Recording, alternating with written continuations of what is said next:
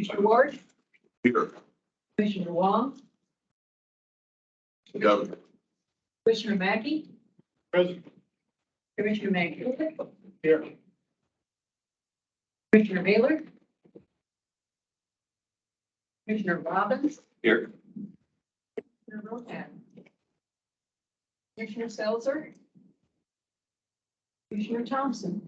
Here.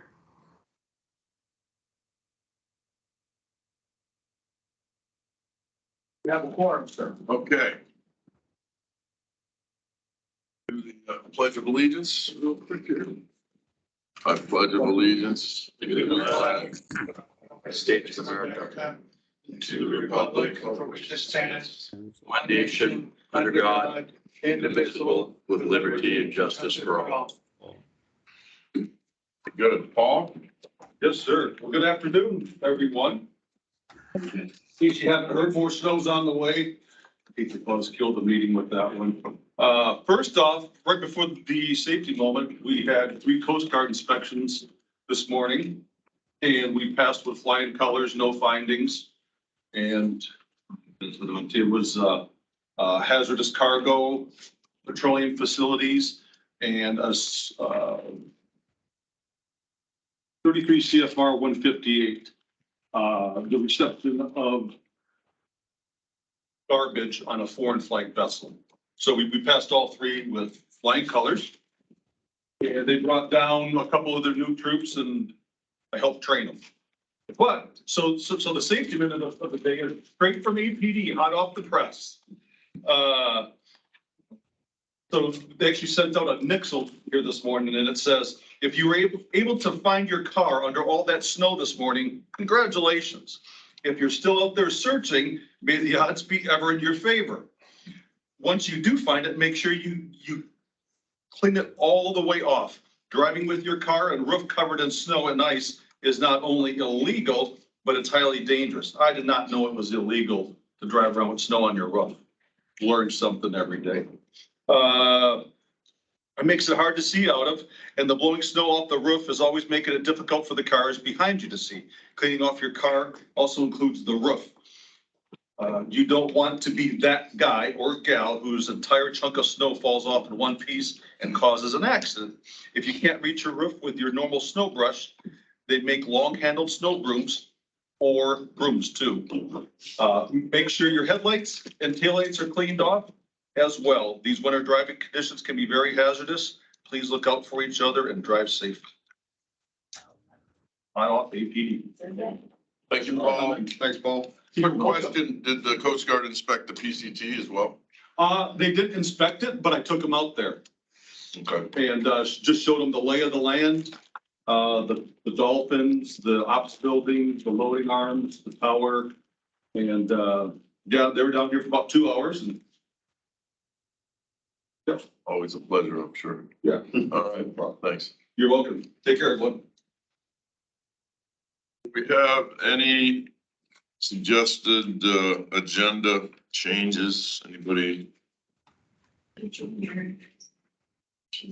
one thing that I asked Jim to put in here last time, and Jim has been very busy. We all were with this Assembly Oversight Committee meeting this morning, but we should have something in here for correspondence so we can address correspondence that comes to the commission. So we'll put that on there for next time. Okay. Add an agenda item? For correspondence, yeah. Okay,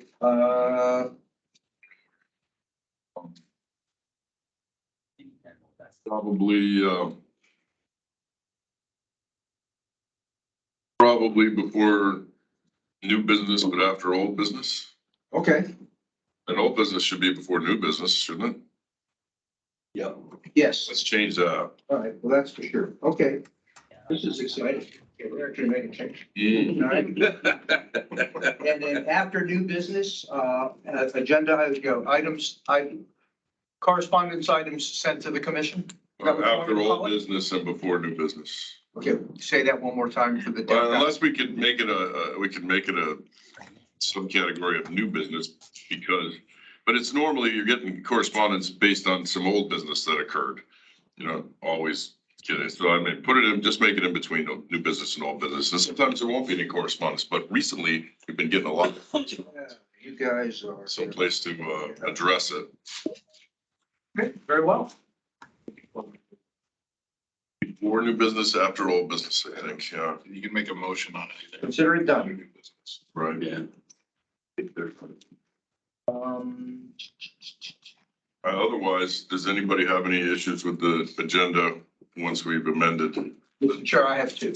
Okay, Okay, on the staff reports where it says submitted in writing, standing by for any Q and A, only two port staff members submitted items. So if we, the door open for Brian, John, or Ronnie to speak, when it's their turn. absolutely. Fair enough? And Cheryl always provides us with finance information, Yeah, you know. yeah, because you guys got to check the math ahead of time. And you make the world go. Well, we check it almost as much as there's somebody checks it, obviously. Yeah.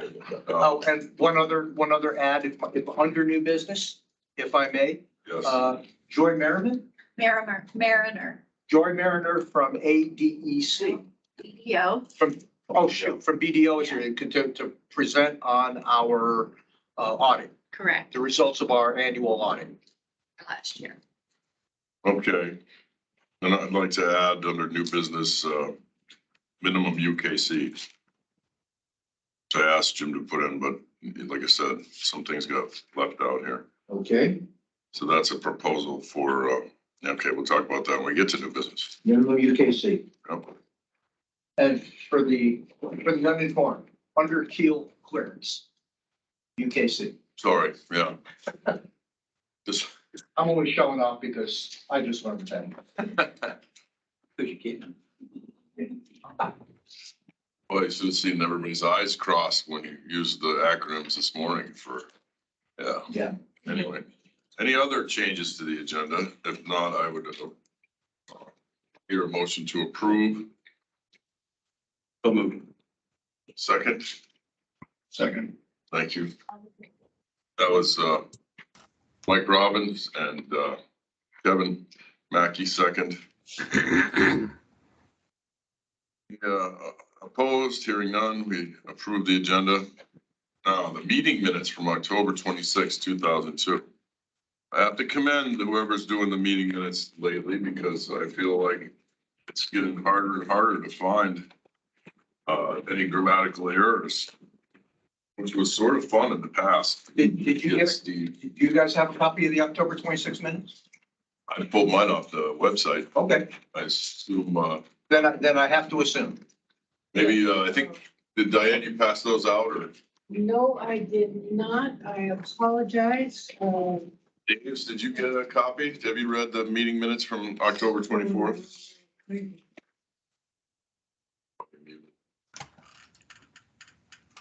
Are you asking me, Ron? You see the meeting minutes from 24? Yes, I have them, yes. All right, does anybody have any issues with the meeting minutes from October 24th? If not, I would entertain a motion to approve. So moved, Commissioner Robbins. Second, Aves. Seconded by Aves. Diane left. We're all on recording anyway. Okay. Any opposed to approving the meeting minutes? Hearing none, those are approved, October. Oh, wait a minute. It's actually the wrong date. Yeah. It's the 24th, not the Yeah, the 26th. meeting minutes are of the 24th, because that's a typo on the Right. agenda. Okay, I caught that. all right. So let's just end the agenda meeting minutes. And we move into the port director's comments. Okay, I will start my comments by recognizing that Vice Chair Wong has just signed in online. Hi, Garrett. My apologies for being a bit late. You have a little bit more of a quorum than you Right. had 10 minutes ago. I will keep mine brief. And two things I wanted to mention. One of them is probably, a really late news report. But from the lack of congratulations emails anybody on the port staff's been getting, I'm maybe nobody knows. But It was actually on the October the 24th, where I found out first from the Alaska delegation and then from MARAD that our Port Infrastructure Development Program grant application for $68.7 million for the NES1 project was granted. So, and that's a freaking huge deal on several fronts. First reason why it is because it was the largest PIDP grant award given in the country to anybody. So not only did we alphabetically rank up at the front of this thing, numerically, we ranked #1 as well. That's a big deal. But the other exciting thing about that is that unlocked a dollar for dollar match from what the state gave us as part of the FY 23-24 capital grant program that's in their budget. So it turned it into $137 million, which covers the cost of the North Extension Stabilization Step 1 phase, which now buys us a little bit more time to wax philosophical about the surcharge. And because we don't need it right away. We will need it eventually, and by that I mean within the next year and a half, but not tomorrow. So that's some really good news. And for those of you that hadn't heard that, I thought I would share. And the other thing I wanted to do was get a little bit of guidance for the staff with respect before somebody asks, and Paul's not here. So we'll make sure this is covered in a minute. That terminal operator procedures manual that you guys have been requesting. So what the port has done is we drafted the table of contents, as you know, asked both the chair and Paul to review the table of contents to make sure that it was comprehensive enough to cover what you'd like to see in this manual. And you came back and said, yes, it was. Then we cross-referenced what was going to be required in that manual against what already exists in the tariff, section 1 of the tariff, and asked if it would be okay to simply reference in the terminal operator manual where you could find that information in the tariff, but expand with text on those areas that were not already covered in the tariff. And we haven't gotten a read back yet on whether or not that would be okay. Let me answer that for you right now. Okay. And I apologize that I didn't get back to you on that. I did see that email in the table of contents. And I know Paul had said to me that, he in particular is happy to provide input, but we're not going to write this. No, we will write it. Right. Yeah. So a ship coming to this terminal is not going to have access to the tariff. They need a terminal manual that can be emailed to them or that the agent can send to them as an attachment. And if they're going to be a frequent caller, it should be something that's, all the other terminals, it's a notebook just like this, and you get it when, if you're coming to the terminal, there it is. Now, if you want to cross-reference stuff in the tariff, that's great, but they're not going to probably have the tariff. They should be able to get this manual when they come to the dock, because these are things that every ship needs to know, what to do in case of an emergency, what you expect from them while they're alongside, safety features, things like that. So I think that you're going to have to incorporate it into the terminal manual. You can reference the tariff, but you're going to have to regurgitate it. It's going to have to be redundant because they're going to need to see it. Okay, and we will do that. But my follow-up would be, if this is going to be a document that we're going to also put on our website for anybody that wasn't around when it was time to get a hard copy handed to you. Would the commission be amenable to us just putting it in this terminal operator manual and taking it out of the tariff? Just delete those sections of the tariff. And I say that Because now, every time we change the terminal operator manual, we have to go back in, and if it's in the tariff, make a tariff change. If we put it all in one place, as opposed to trying to juggle managing it too, it's a little less administrative burden on us. I think that's fine, and, I'll refer to our powers and duties. The Port Commission should regulate the operation of the terminal and transportation facilities at the port by promulgating terminal tariff containing rates, charges, rules, and regulations applicable to the port, subject to the approval. Rules and regulations don't have to be in the tariff. They can be separate Yeah, unfortunately, the rules and regulations is the exact name of what section 1 is. of the tariff. Of the. Right. Yeah, so that puts us in this trick. Well, I don't know if it matters. I mean, the rules and regulations are also to the terminal operation, and that's what the manual is for, so. Right. And it's interesting because at some ports, since there's no rubber stamp way to do this, some ports, all the tariff is the rate structure. And separately are the rules and regulations and the terminal operating procedure. We lived forever with them, blended together, and now we're making the decision to bifurcate them proactively. Well, shouldn't we bifurcate them? I mean, that's one of the things that came up in the meeting today. Why are we changing it? Well, this makes it simpler, just like putting the surcharge, as a separate line item in the tariff so that it can be tracked. Yeah, and again, this, not to argue with you, just to tell you just how exciting this process is going to be, is when you look at municipal code, the only organization in municipal code that can change anything called a regulation is the Assembly. So we can accomplish a couple of things in this process. Since we're going to have to go through it once, is we can make a recommendation to, extract all that from the tariff and keep it in that one document that we could manage offline, if you will, without Assembly approval. And I can also suggest to them that we change the name of section 1 to policies and procedures as opposed to rules and regulations. And that takes them out of the mix with respect to having to, Approve. happy glad Right. section 1 of the tariff, and all they've got to focus on are the rates.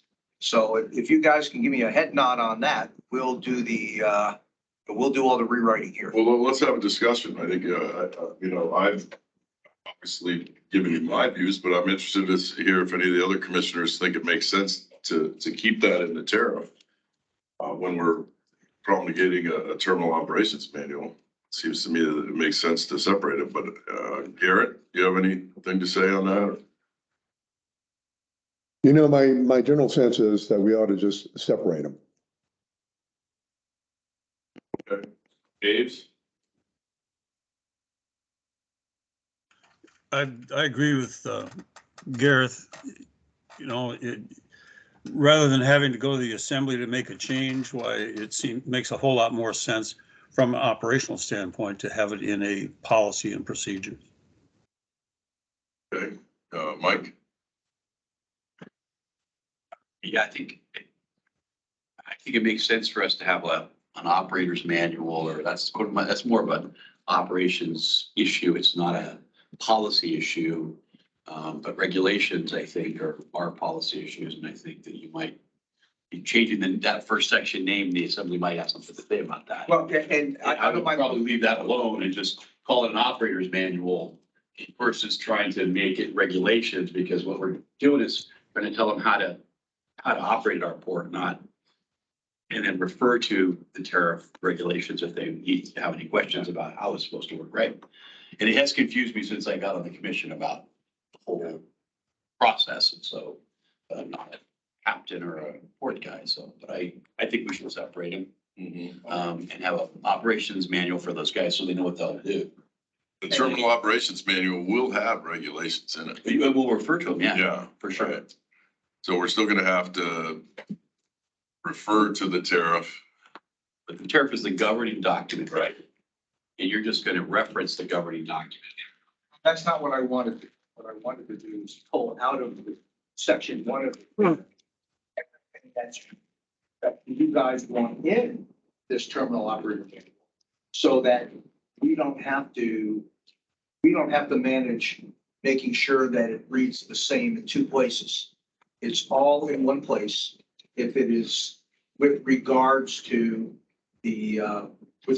terminal operations. Everything else then that remains in the tariff, I would like to give the assembly an opportunity to change what that's called to policies and procedures versus rules and regulations. Because if we leave it rules and regulations, whatever we change in there has to go to the assembly for approval through you guys. As opposed to we can sit around here and we can correct anything that is in the tariff, not in the terminal operator's manual. That is a policy and procedure for operating at the port, which you have jurisdiction over according to code. But it takes another layer out. It does not take away from the assembly the requirement to approve rates. I don't want anybody leaving this thing thinking. Oh, no. We're trying to pull a fast one and keep away from the assembly the opportunity to approve rates. Otherwise, there'd be no letter writing going on. But let's go ahead and, let's go ahead and, You have something to say? I think anytime. that's gonna be, It's a good thing, right? that's what I'm looking for some guidance on. No, I agree completely. I think Mike may have misunderstood where we were trying to go. And Might have been. I think we'd like to simplify the process of promulgating a terminal operations manual and separate those things that are only policies and procedures, as Steve is calling them, from issues that are in the tariff that refer to rates. And I can't imagine the assembly having a hard time with us taking that off their plate because they don't understand operation of the terminal and the board. And basically, the precedent's kind of been already set because we asked them at the last tariff update that had changes to section 1. That in there, we put references to websites that you could go to for certain kinds of information about weather and tides and those kinds of things. And I had asked, I said, those occasionally change.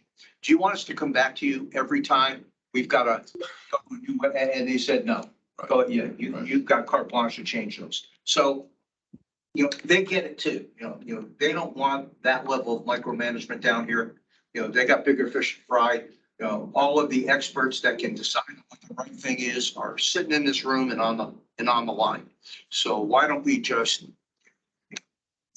cut out the middleman when it comes to policies and procedures? My only question, is there any other changes we could make that eliminate the need for the assembly to be a part of decisions?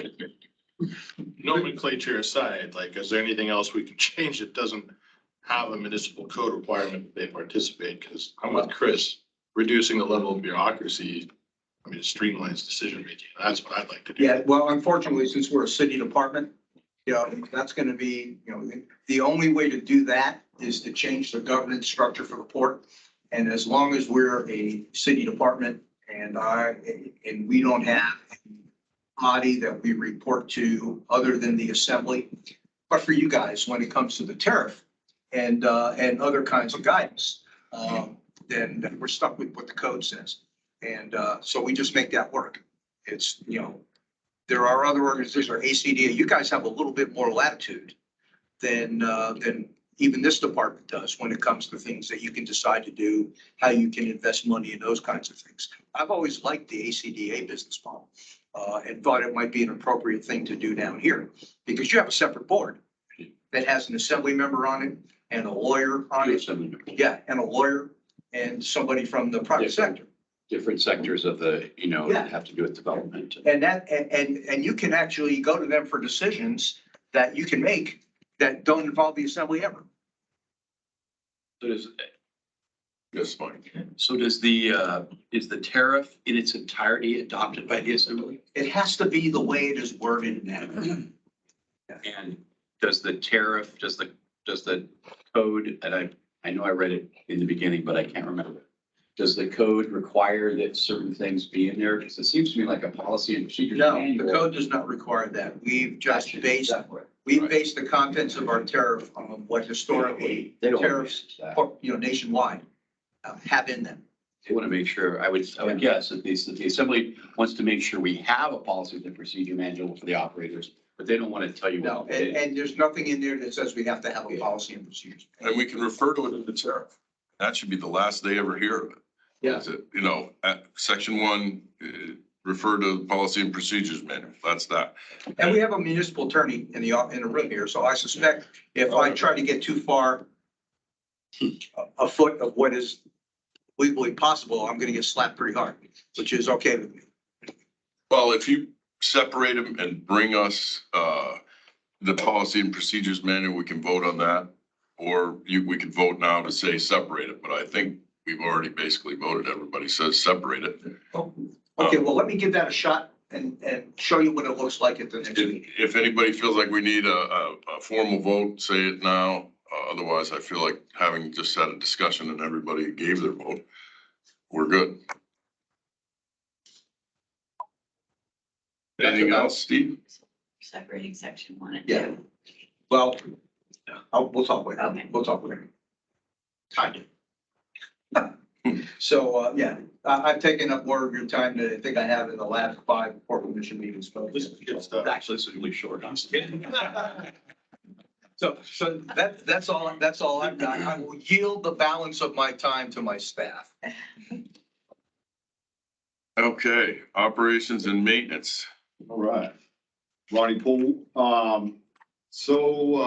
We're staying on top of our winter operations. You know, I heard a lot of people talking about it's hard to get the driveway, hard to get away from home. We got folks out here working hard 24 hours a day to keep commerce, everything flowing from our side as best as possible. We don't have anybody stuck in the ditch yet, so we're doing a good job. And so pretty much that's all I have as far as the winter operations going. We're just pretty much snow removal, and taking care of the clients down here, so.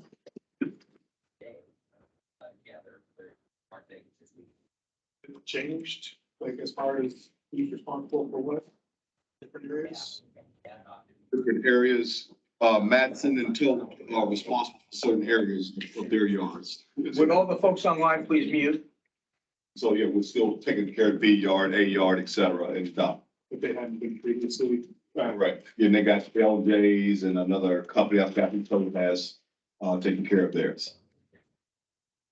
Have position where. But we got together with Tola and Madison, right, because of the new work that's gonna be done out in the North Extension area.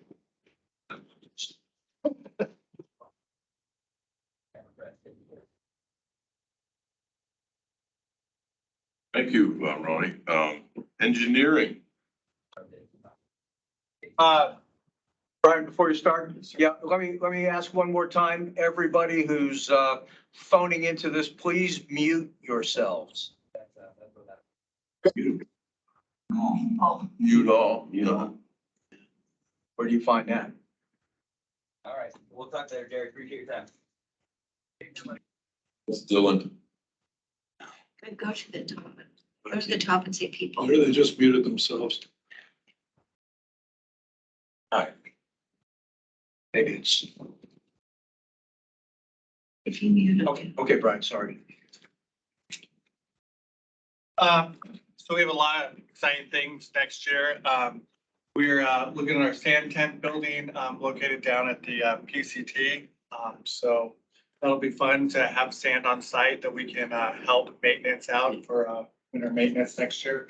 We have a couple of different spots that we're still repairing for the earthquake, for the storm drain structures around ports. Got with all the petroleum users. We had a couple meetings with petroleum users about POV upgrades. And so we're taking their suggestions and we're going to upgrade some of the lightings, check out how we can keep the birds out of the POV. Those are a couple of the different just projects we're going to be doing next. So we'll open it up to you guys if you've got any questions, comments. The PCT, the anode sleds, that's all done, and we got a cathodic protection system in place on the new dock. We've got it. We've just agreed to the monthly monitoring. We are going to be bonding the line to Delta Western's line next year. So, but yes, that's all good. We replaced 2 of the anodes at POL2. So, yeah. Oh, okay. Where's the monitoring station for that compressed current system? So you can monitor it at the box if you want. Monitoring, we've got, they're called these watchdog units. They're super awesome. They basically take the current and they deliver it. So if you want, I can set up an account. You can, I can monitor it. real time. Just mute them all. They're not sending the current on the internet, they're sending the information about the current on the internet. That's correct. That's pretty sweet. And we, you know, one of the things that we do have here is we have a camera set up to the dock by Marine Exchange, so we can see the ice And then when Oh, they wow. read it, anytime, which is real nice. So, yeah, I'd be interested in seeing that, John. Brian, sorry. That's okay. John's smarter than I am. I wish I was John. I wish I was. We do, also with the watchdog systems, you can interrupt all of the anodes. So no physically going down there and having somebody interrupt them, which is Okay, super Not awesome. the X, but the dots, hit the dots. yeah, I'll give you my card so you Hit can the dots Sure. down there by that X. send me the info. Over Yeah. where you work, Steve, underneath, leave, Maybe I'll get it to you later. underneath, leave. The leave button on the far right. Oh. The dots, see the dots? Can I help you? Yeah. Yes. Can I help you? My 3-year-old, I know I have to have him. I'd crash the airplane if they were talking me out of landing the damn thing. And that's an embarrassment. Sorry, gentlemen, there's technical difficulties here. Okay, so they are all muted. Okay, trying to mute everybody who didn't figure out how. There you go. And then you might have to unmute me because he has his hand up. Who has hand up? Yeah. Aves. Yes, Aves. We're trying to unmute you. Just click He it. did. I got it, Mr. Chairman. When do we expect the PCT to be operational and open for business? I'll go ahead and field that.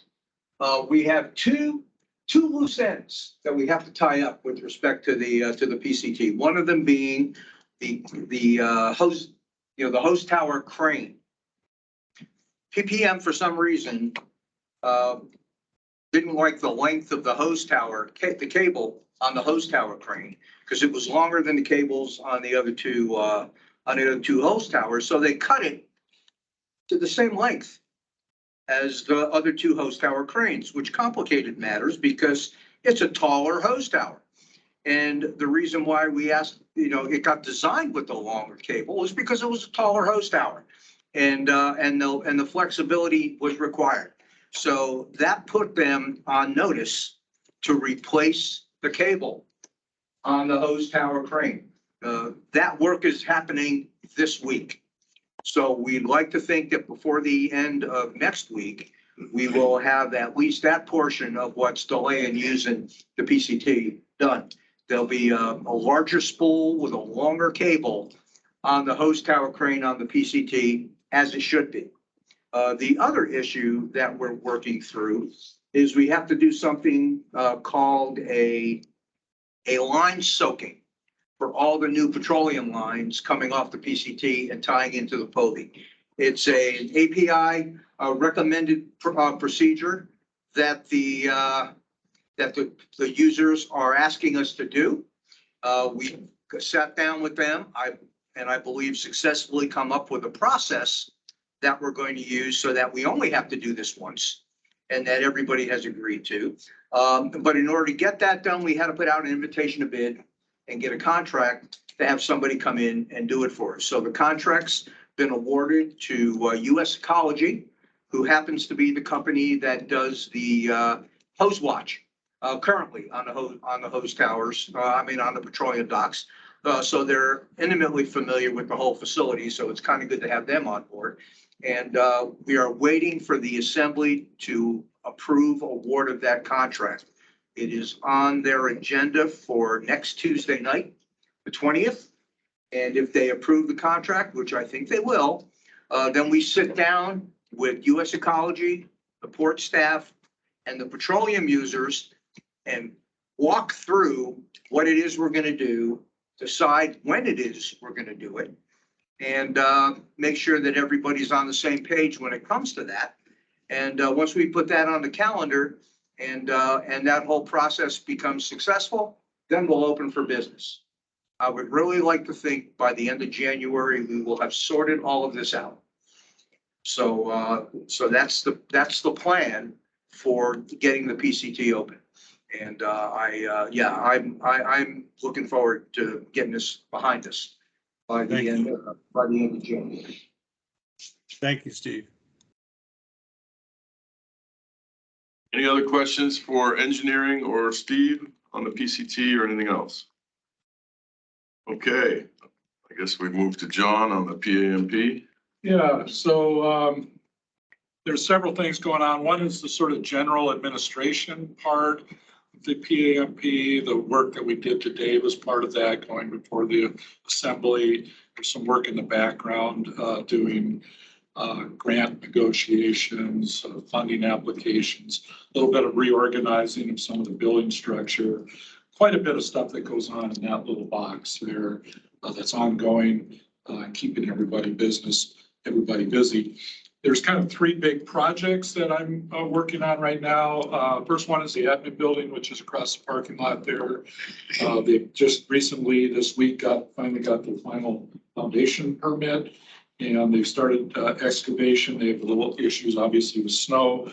They're going to start installing the helical piles here pretty quick. So the idea is that they do the foundation work this winter. Next spring and summer, they start the vertical component. Oh, by the way, we did also get 95% drawing, so 100% drawing on the foundation, starting work on the foundation, 95% drawing on the rest of the vertical building. So that's going along pretty well.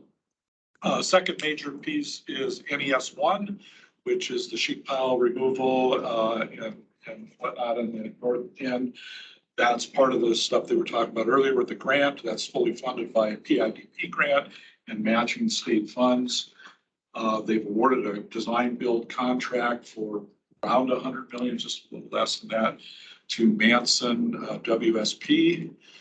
It's a 2-year project. Year one is design and permitting and soil stabilization with deep soil mixing. Year two is the in-water work where they're going to remove the sheet pile cells, lay the slopes back, and install farm. So that's going along pretty well. We've got money, we've got a contract awarded.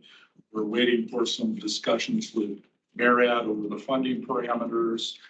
Started on the permits, and we're waiting for a kickoff with the design build. So that's the second big piece. Third big piece is the terminal. And there was RFPs out for a designer of record. We received written proposals from 2 major firms, both of which are highly qualified. I removed myself from the selection committee because I know many of them. So there's a selection committee that's going to review those proposals, the written ones, and schedule interviews. I think it's January 12th or something like that. Yes. So then they'll do interviews. I'm assuming it will be with both of them unless they find some major flaw in the written proposal, but it'll probably be with both of the firms, and then make a selection. And the idea is somewhere in February. The way this process goes, I would think it'd be towards the end of February. I'm just guessing they will select the designer of record. That's all. Thank you, John. Anybody have any questions for John about the PAMP projects? Progress, let's see. I was thinking it would be very handy, and Cheryl's coming up next, but it would be handy for this presentation that went to for the enterprise committee, would have been handy to give out to the commission today too, especially this chart, which is, I don't know if they really understood as well. It took a little bit for them to get it, but can you pull this up on the screen? Or? No, I'm not geared up to do that. Okay, well, Well, are you going to address that in your report? I wasn't going to, No. if I can. I mean, it's whatever. Well, the important thing to note is that the green items, so that's PCT, the startup, the admin building, and phase 2A, which is NES1. are in the green, they're all funded. No money is required from the assembly for that, and I thought that was something they didn't really appreciate as much as they should today, but that's, and this would be advantageous. I'd like to see the rest of the commission get this. Okay. I'm happy to do that. We worked on it and we thought that was a great message to pass along as well, that, you know, a lot of everything that has gone out for bid and came back and is under contract. We have Well, money. let me suggest that we add that to, we will email this presentation to all of you, since the users who were at the assembly meeting this morning got a copy of it and you guys don't have one. So let me share with you what everybody else apparently has and you don't. So happy to do that. Okay. Cheryl, it's your turn, finance. Right, so I provided my report as a written report and the tonnage looks awesome. I can take any questions within the end and trying to save some time and talking. If you guys have questions, I'm happy to answer them. Seems to me that we're a little bit ahead, 8%. We'll slow down. Sorry. Well, I mean, we're almost to the end. Right. We have one more month. This is through the end of November. Right. So we have, I've already done preliminary work on this calculation, right, to make sure that when we get to December 31st, we'll meet that debt service coverage ratio of 1.35. So I've preliminarily done the work on that. So we look to, with the expenses and the revenue and the tonnage, we will make our debt service coverage this year, which is good news for us. It's a high priority for us now. We didn't used to have to worry about those kinds of things, but you know, it's kind of just changing your thinking to make sure that everyone realizes that when the rates are put in place, they really do have a reason and are serving purpose. Pocket from pocket. So on the next page, Cheryl, the total tonnage versus total tonnage at November 30th, they're both the same. Right, so our year, that's year to date, right? So you see in the second line, it says 2022 year to date.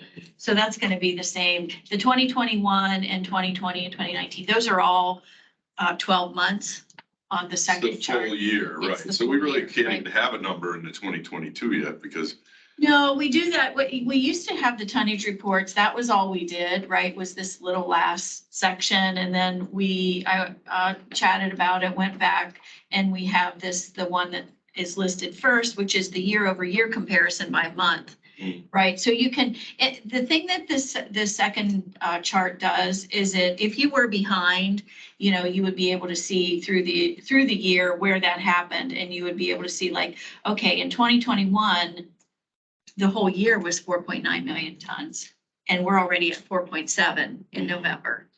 So that's the information that kind of that would present, and then the chart up above is just, you know, over November of 2021. no, but you did 1.2 in December, Correct. like 2021. So it seems like the end of the year is a big, okay, Right. so we can expect to easily make the debt service. Yes. Yeah. Yep. Okay. Which is important That your plan worked. as we're trying to get Right. bonds and loans and. Correct. Always important. So the next page, and I don't know, did everybody get this? Next page is Yep. the grants. Yes. So Jim put this together for us a little bit ago when we were trying to ensure that we didn't lose the bubble on any of the grant applications that we had. We were getting a lot of questions about what did you apply for? What was declined? What did you get? So we talked as a group and just felt like this was a good representation to see that this is what we were working on to submit for grant awards. And these are the awards we did not receive, which is in the notes, you'll see declined. And we probably will change that after this morning's meeting because we did not decline the award. They declined to award us. So We can put loser in there, I don't know. Yeah, Right. yeah, I think we talked about everybody wants it. Well, no matter what you put, if you say refused, Right. it still doesn't, yeah. It doesn't really communicate the fact that we applied for the grant, we were not selected, Or not maybe. awarded, not awarded. Yeah. Awarded, there you Yeah. go, yeah. Right. Well, loser works. So little president loser. Yeah, with a asterisk for loser. Yeah, so the most important ones on this page you'll see are the 2022 Port Infrastructure Development Program grant, which was the 68.7, which we have noted as the full award was granted. That does come with a 40% match, so there's $42 million in this specific grant that the agency will be looking as, so they call it a non-federal share of our portion.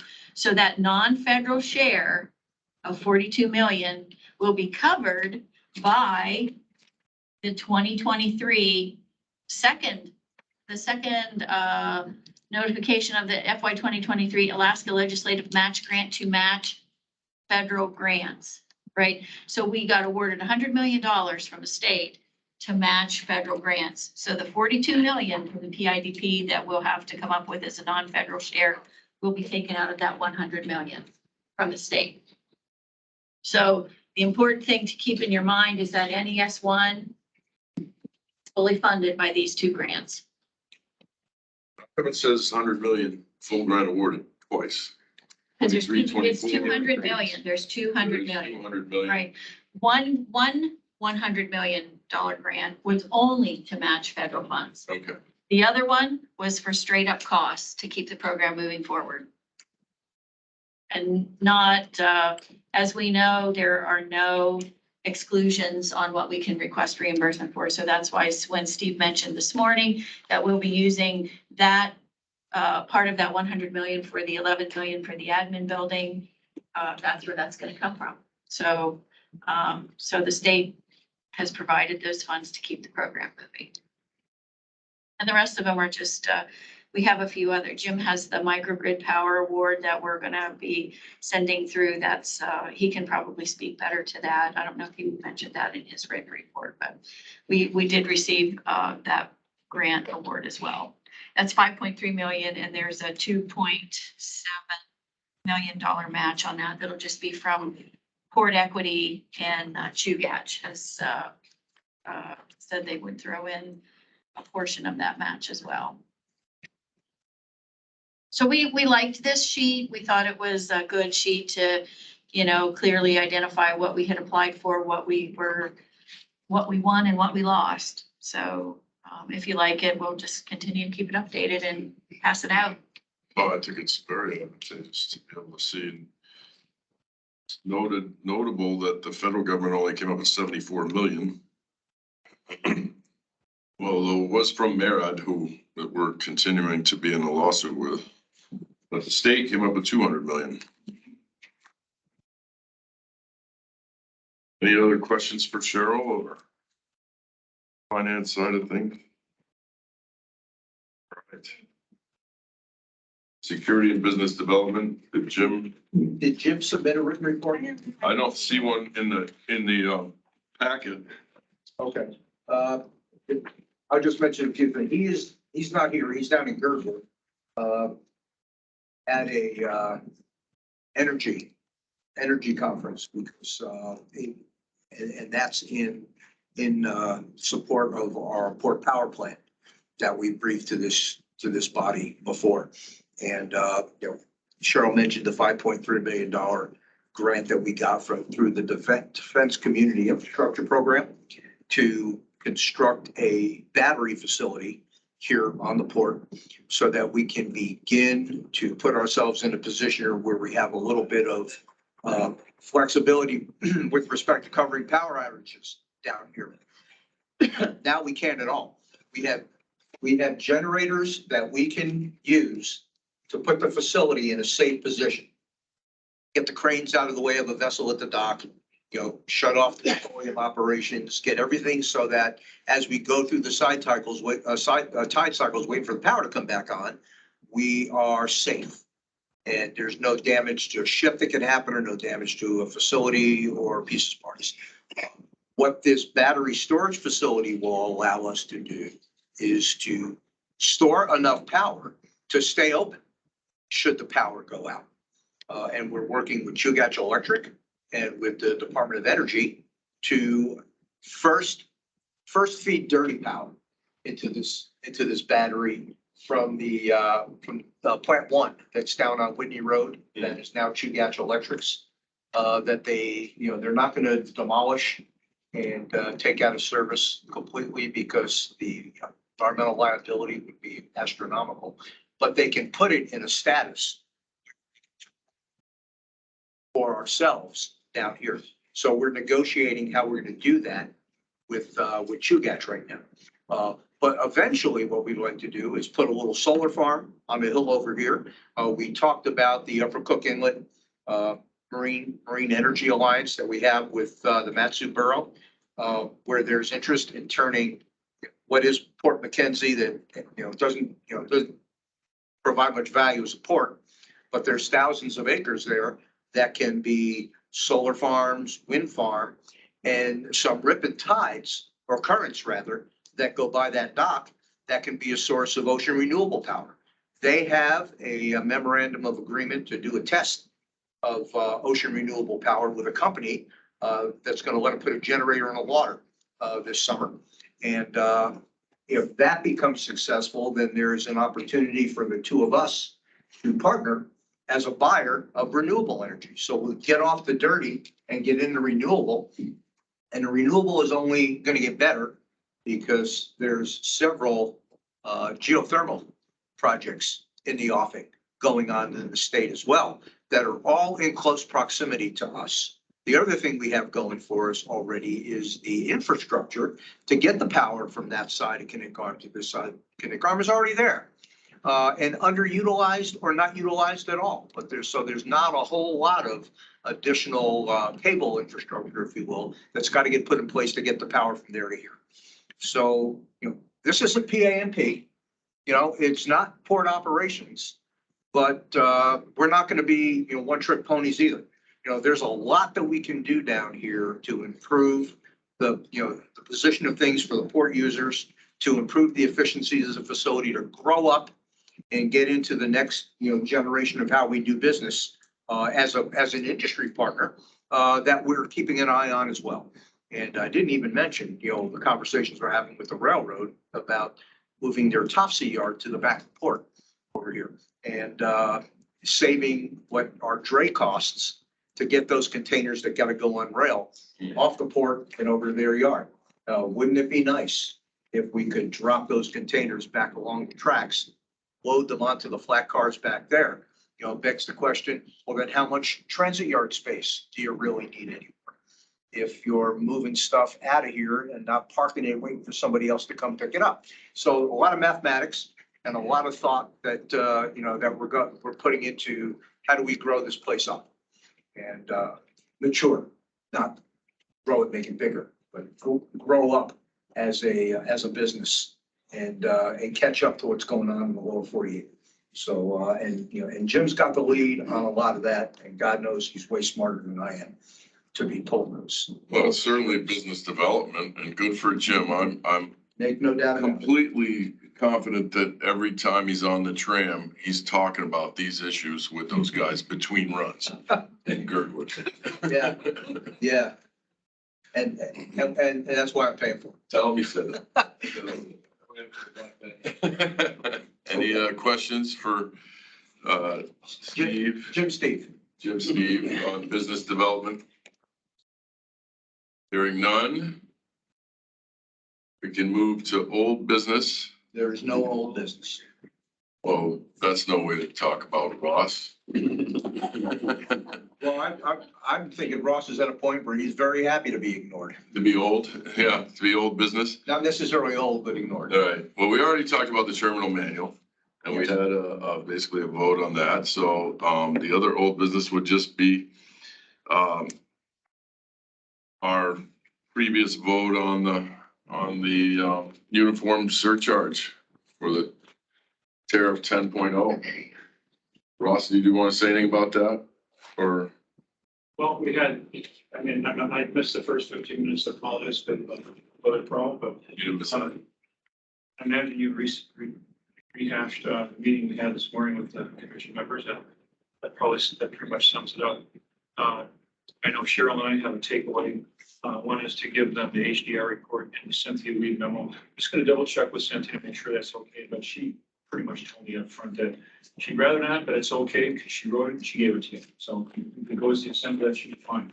And then. And I can also say, we wanted the municipality to keep it as attorney-client privilege. But since it has actually gone, I think some people outside, if it's been distributed to anyone outside of the municipality, then I think it's okay to distribute. I think the municipality did not intend or wanted to be attorney-client privileged. I mean, it may have been a good idea at the time, but in the end, I think the municipality wanted it to be circulated. Cynthia, I know that you wrote it so that it probably would be circulated and there's nothing in it, or you left nothing out that wasn't transparent and necessary anyway. So it's a good document. It's a great document. In it is information from Cynthia's partner that spent his entire career in maritime law. So that goes a long way for it. The only question I have is I presume that Cheryl and Steve, their takeaway was they're eventually going to send the ordinance, which includes the new tariff, to the assembly, or do you send that to the clerk then and they do the deal? We just drop it straight into on base. We have, Who does that? You do? me. Oh, you do? Yeah, Okay, I do okay, it. great. Right. Okay. And we have the documents ready because we we had the drafts. The drafts are prepared for review already with, Yeah. as everything. Steve explained that he was moving in abeyance until after the So after this meeting. meetings. It doesn't make Mostly go sense. after this meeting. Oh, after this meeting. And for the commissioners that were not there this morning and for the one or two users that may not have been there this morning. They asked when the assembly asked when they were going to see the documents. So the assembly work session this morning? Yes, Okay, yeah. I'm sorry. The Enterprise Utility Yeah. Commission asked that Ross come in and Steve, and it was kind of an update on everything, but I was specifically invited to explain Board Commission Chair to the effect on the tariff, the amount of new borrowing proposed, net effect to POA users, and then policy consideration of uniform surcharge versus cost cause or cost payer.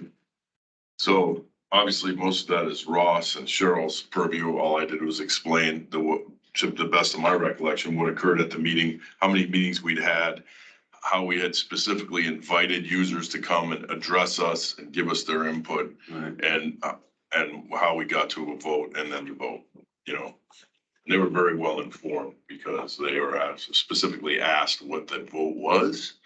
And where the other, it was 5-3, isn't there 9 people on? Yes, one person was not there. So anyway. If I may, Ron, Steve's point was very well taken and delivered that we should have this meeting before we send them a document. It didn't surprise me that Constance said, we can't give you an indication until we see a document, but now they'll see it. And I think they felt Steve and Cheryl followed the proper protocol for that to get that meeting ahead of Does it make sense to wait till after the design committee finalizes the design? What the design advisory board is going to do is it's going to approve a basis of design, not a design. They're going to approve a new cartoon. Okay. That will be the basis upon which the designer of record will mature through the 65, 95 to 100%, what the cargo docks are going to look like.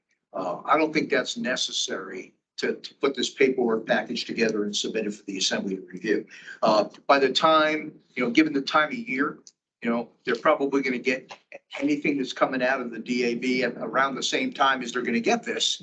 But I don't think we have to serially wait to make it happen. Ron and Steve, I got the sense from a comment Mr. Constant made that He sort of alluded to the fact that this was one of many meetings that maybe they were gonna have. Yeah, and, So my support encouragement would be get them the document now so they can schedule our next meeting. sure. And the surcharge is a concept, right? So right now we have the borrowing set up that the surcharge will support $65 million, right, Ross? Pardon? The surcharge, as the commission approved, it supports $65 million of new borrowing. Correct. That surcharge would support, the current tariff supports the $65 million that's outstanding Right. in two pieces. One is in the base and one is just for debt for the PCT. Right. And then this is proposing to add additional, this surcharge will add additional revenue to support an additional $65 million of debt. Now, I did update the plan of finance and the surcharge concept. And in that update, there was the dollar amount of the surcharges changed by a few pennies in versus cement versus petroleum barrel per barrel and versus cargo changed by a few pennies because the cost changed. The new cost by Jacobs changed a little bit. So that changed my numbers a little bit. We updated the interest rate. So there was a small change. And if I'm sure you have those two documents, right? Mhm. Yeah. And you could share them with the commission, certainly. Right. But for example, I think it was 91 cents for cement per ton. And now I'm suggesting 89 cents per ton. So you passed a resolution at the last meeting saying, I believe you correct me if I'm wrong, you supported putting forward the surcharge concept. And in it, it had those numbers. Now, Steve, is it safe to say we can update those numbers? Right. Well, What's the information? Let me ask. I mean, I think the resolution we passed had specific numbers tagged to it, didn't it, Steve? I don't believe it did. I think, No, just the concept. here's what it said. Good. Then we're safe if we didn't have numbers tagged to it. Commission voted 5-3 to approve the motion to recommend the surcharge to the assembly for inclusion in the port terminal tariff. Details are in the recorded transcript, so I don't have. So what is this?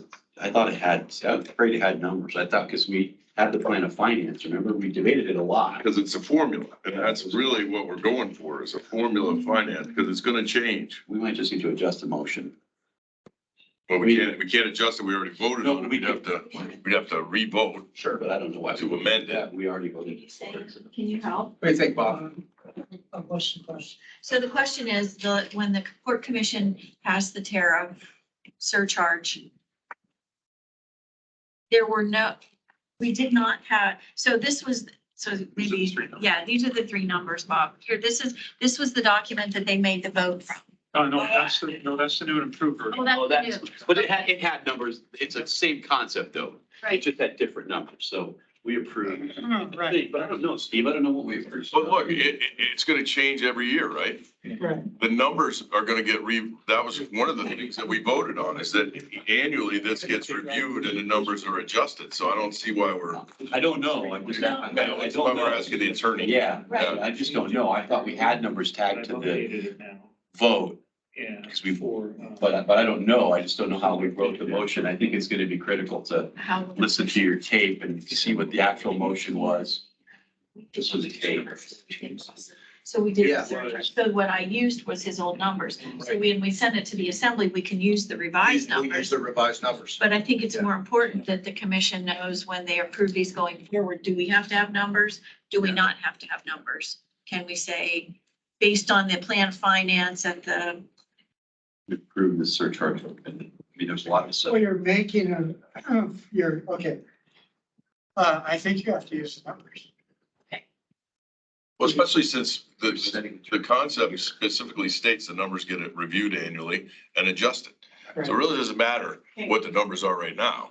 Except that if you've updated it already, before you implement it. But updated it subsequent to our vote, so now we'd have to vote on this again. So now we, Let's update the numbers. I don't think I'd vote on the whole thing. I think we just voted on Yes, the numbers. That's a good point, yeah. We don't want to open the whole can back up. Uh-huh. I think we should just vote on the numbers and just adjust and, offer a new motion that amends the tariff amount, the dollar amount of the tariff, not the concept of the tariff. That's what I would recommend. Surcharge amount. And they're Makes less, sense. they're all less, correct? No, it does make sense because it's been updated. Right. And Just like we now do in it's January different. next year, right? Right, right. When after, After we've been at 3 years. right. One is the concept. Two I is the think, I numbers. think they've approved the concept, And then so it's just the numbers. Garrett, Yeah. Aves, anybody have, anybody want to make a motion to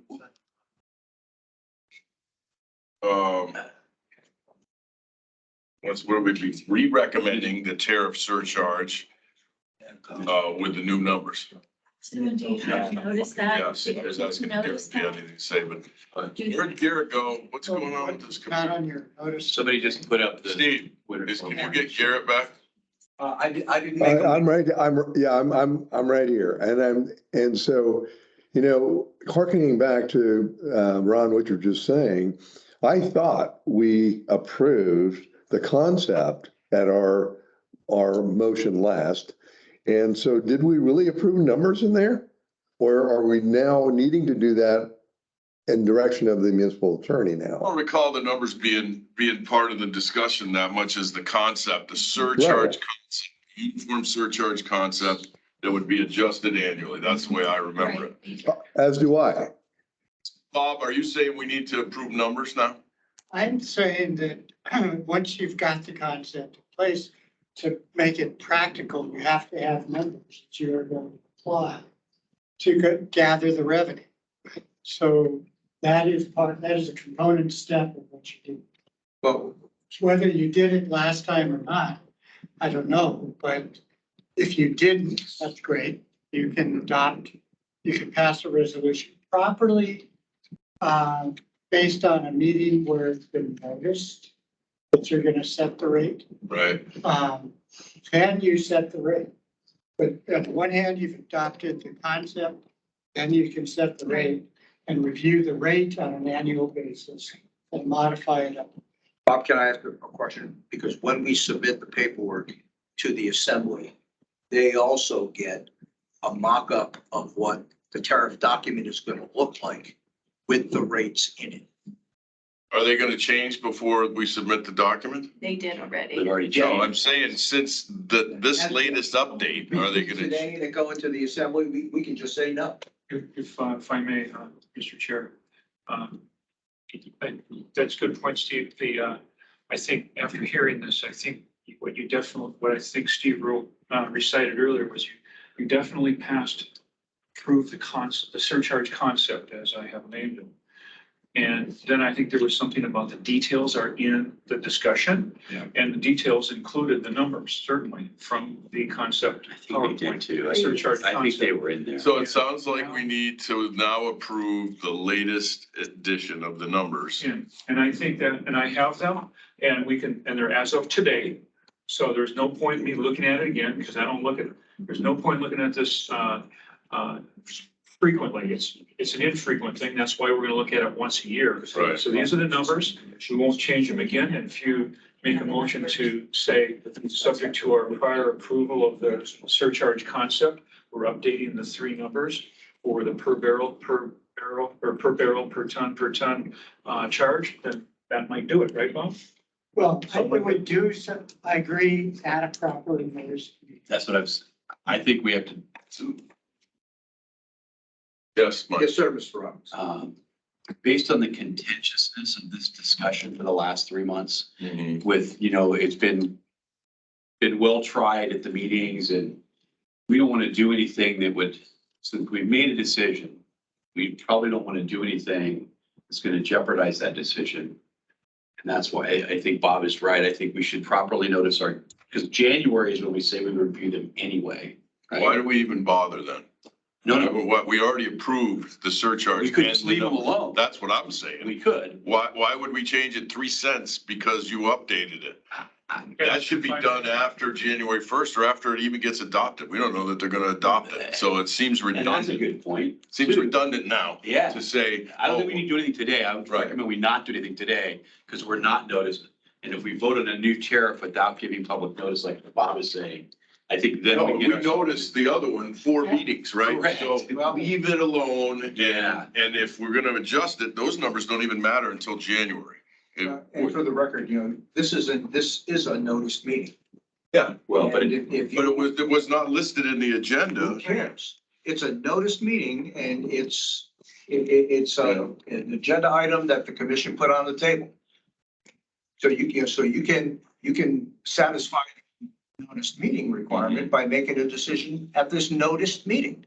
It doesn't have to be, and you get to modify the agenda at the start of every meeting anyhow. True. So again, but I don't care. Well, I for one, feel like we should leave it alone. It's contentious enough. I would. Unless somebody puts forth a motion to do anything different, I'm gonna move on. Is there any compelling reason from the lawyer why we should deal with this now as opposed to later?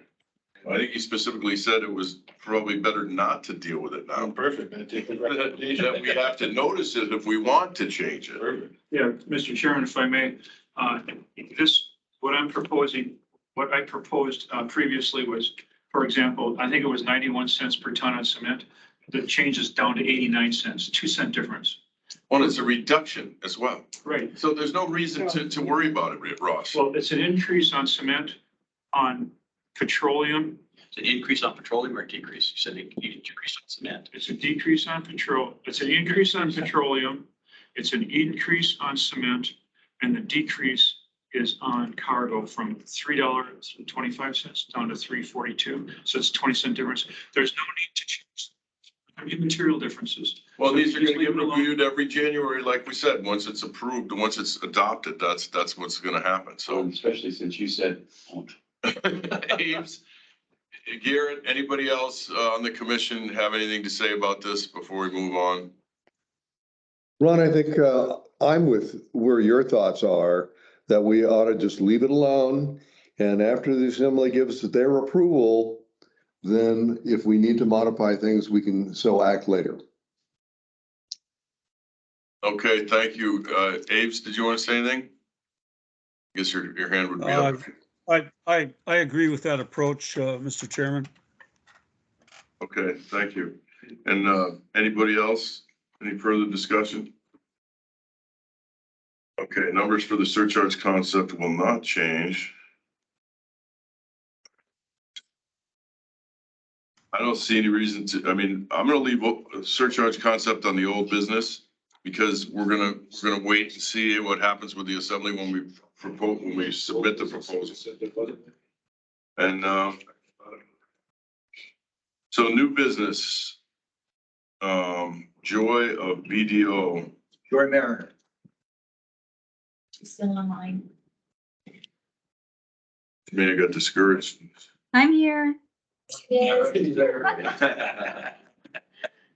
That's okay. I have plenty to do in the background. I heard my name and then I have to find the window and not that I wasn't paying very close attention to all the details of your board meeting. Sorry about that. I thought I wasn't. Shall I go ahead and just present some highlights from the draft of from the financial statement audit? Please. Great. Well, I'll start out by just introducing myself. My name's Joy Mariner. I served as the partner on the audit of the municipality this year. I have some familiar faces in the room. Many of you have worked with in various capacities before. I'm also really just here to report to you the results of the 2022-21 financial statement audit. And that audit was completed in August. This is old news. You should not be basing your decisions today on the results of the audit, but we do actually report ultimately to the audit committee of the assembly. And so I bring that up because I think it's important just for you to know I've already done that communication to the assembly. And this is really, for your group here is really for the Port Commission, just so you are aware that we did undergo an audit this year, that we did issue an audit report. And then I'm going to spend no more than 5 minutes because no one wants to listen to their auditor, giving you just some highlights from the audit this year because it was a pretty big year. And there's a couple of key things that I thought I would share. Does that sound like an okay plan, Cheryl? Okay, so I'm going to share my screen and I hope this works on your end. Can you see that okay on your side of things? Okay, I promise to make it a little bigger. You should have received, if you haven't, I'm sure Cheryl can send that out, but we have two documents. One is the audit wrap up. The other is the actual financial statements of the port. I'm not going to go through either of these in a whole lot of detail, just in the interest of time, but a couple quick things in our objective, in our summary of the status of our audit. The audit was completed. It was issued and released in August of 2022. And a couple key things here, we did issue an unmodified opinion on the financial statements. This is what you would want to see as a Port Commission. This is what your granting agencies want to see, your lenders want to see. This means that we believe that in all material respects, the financial statements are fairly stated. And then the other item here that I'll note is that we did issue a report in accordance with government auditing standards. And your federal awards that you received for some of the construction projects that you're working on are actually run through the municipality of Anchorage's what we call a single audit or uniform guidance audit. You don't have a separate one. It's part of the municipality's overall report on compliance. And there were, your two main construction programs were selected as major programs this year under your federal single audit. And we did issue unmodified opinions on your compliance with those reports as well. So I just wanted to let you know that is actually technically not part of your audit, but it is part of it. As part of the municipality, your grants were also audited.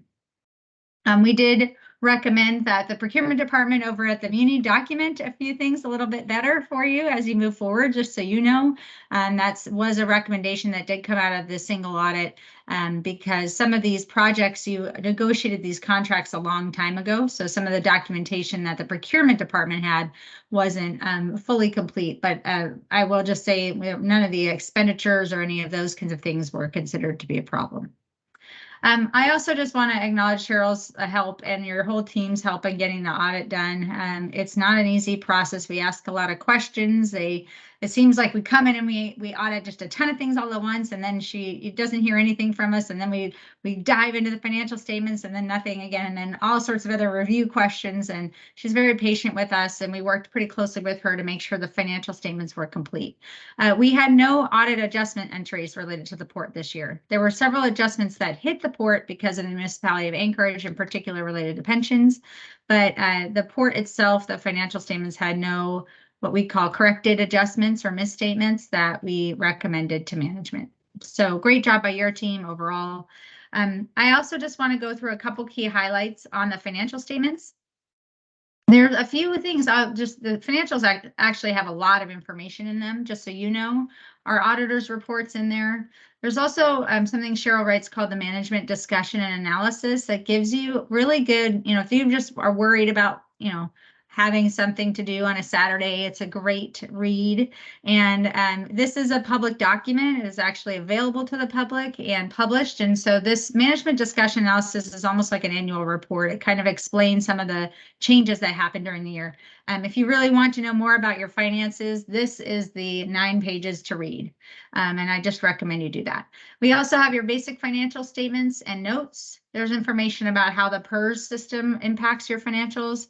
And then at the end of the statements, there's actually really good statistics that your team has put together that give you more information about, for example, your revenue for your top customers or your tariff increases, tonnage reports. So there's a lot of information contained in this report that's really a good reference for you. So I just want to make sure you are aware of what's on there. And then just a couple key financial statement highlights. I'm going to jump right to the balance sheet, which at the government level is called the statement of net position. So this shows you on December 31st of last year. So we're coming up on 1 year away from these numbers. I'm sure they look a little different now. But your total, this shows you on that day what you had in assets or things that you own.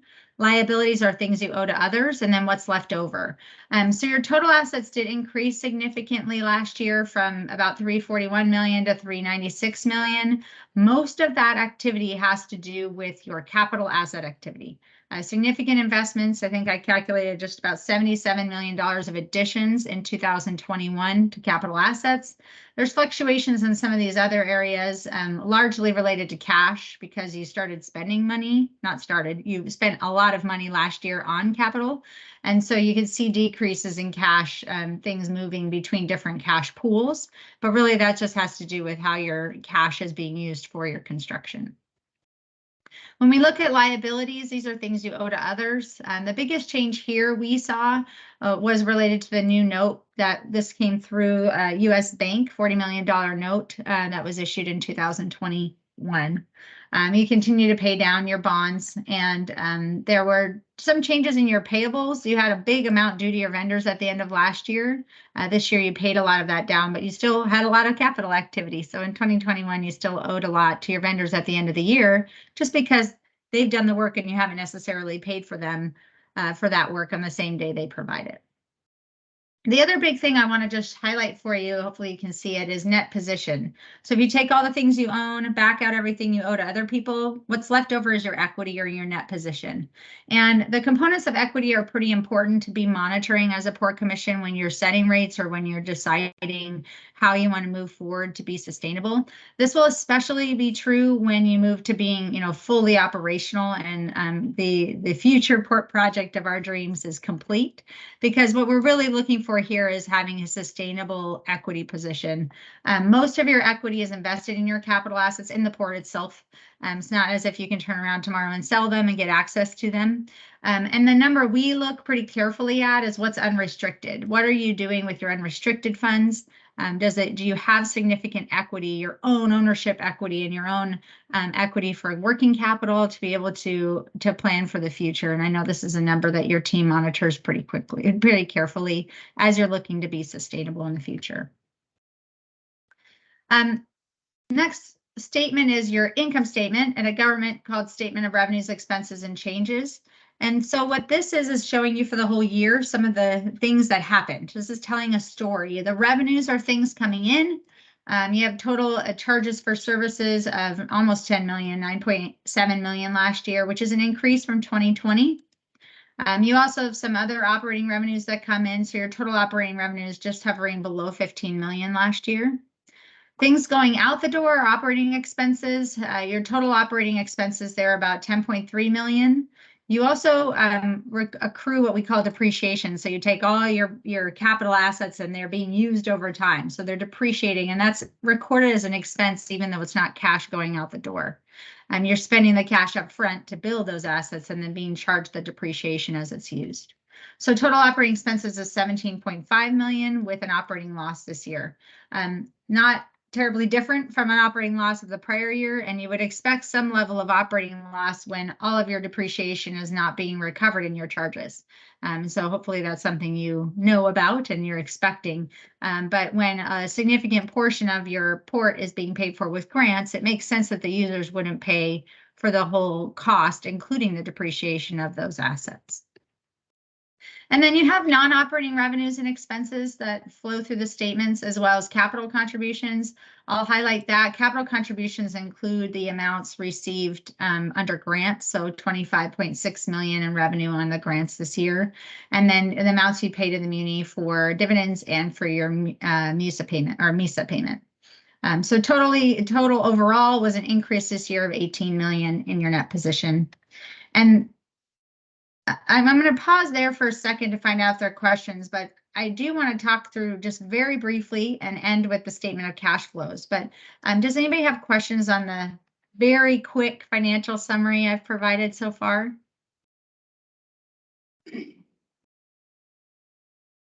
Okay, it's a lot of info. I realize that. And I'm sure you'll have more questions for Cheryl as you have a chance to review this in detail. The cash flows is something that a lot of people don't seem to pay a lot of attention to, but I think at the port, it tells a very interesting story and one that you are monitoring really closely. I know your team's looking at it. For Ross, I heard Ross's voice in the room, although I can't see him. I'm sure he's especially paying attention to this as it looks, as he's looking to plan on the capital side. But when you look at your cash flows, the port is generating cash from operations. This is the amount of cash you received after you take out all your operating costs from your operations. You did generate almost 4 million in cash, 3.85. How did you use that cash? It went to certain expenses, but you also used it to pay interest on your long-term debt. And then when you look at kind of overall your construction of capital assets, 76.7 million of cash went out the door for capital assets this year.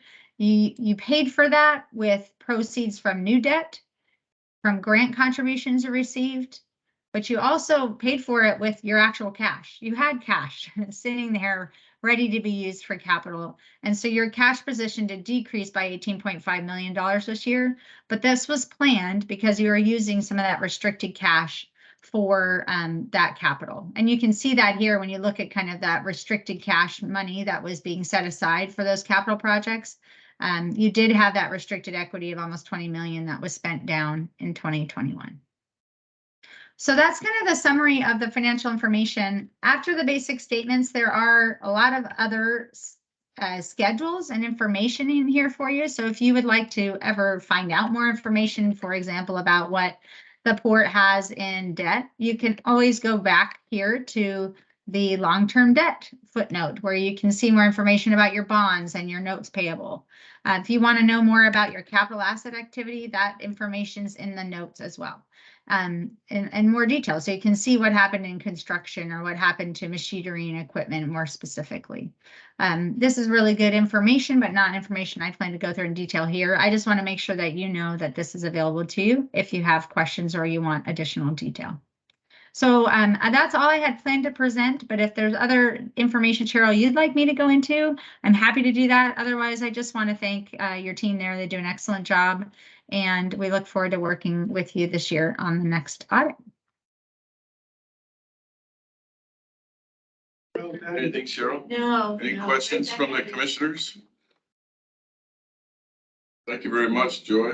Right, and I'll say, Joy, we loved working with the teams. It was great. It was a new group of auditors this year, so it was, always refreshing to, bring everyone into the portfolio. So. Okay. Well, thank you so much, Cheryl. All right, you have a great rest of your meeting.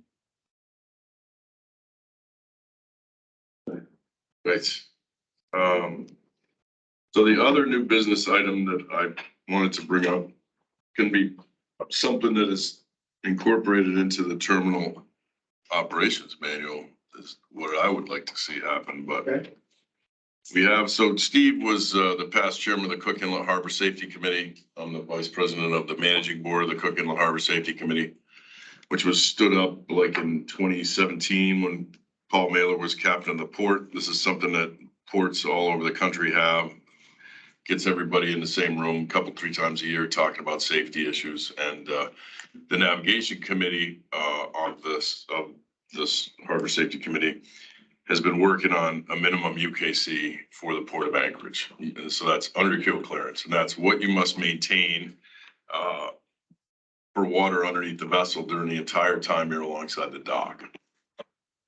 In '94, the captain of the port, I believe it was Hutchins, sent out a letter stating that it was mandatory to maintain 3 feet under keel at the dock in Anchorage, 5 feet under keel at the dock in Nikiski.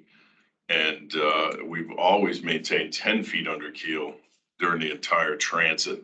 So when we come through the shoal, we keep 10 feet under the keel.